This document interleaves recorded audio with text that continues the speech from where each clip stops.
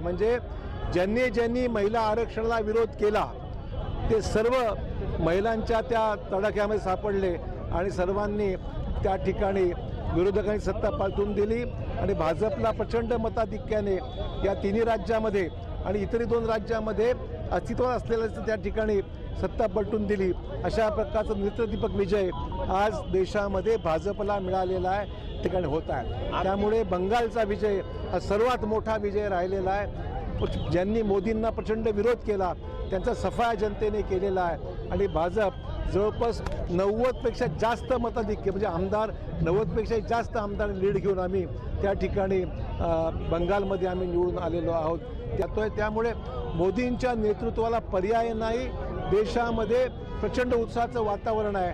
आगामी काळामध्ये याच्यापेक्षा पुढचं पाऊल आम्ही टाकल्याशिवाय राहणार नाही। होते काँग्रेस कुठे दिसत नाहीये। नाही, काँग्रेसचा विषय संपलेला आहे।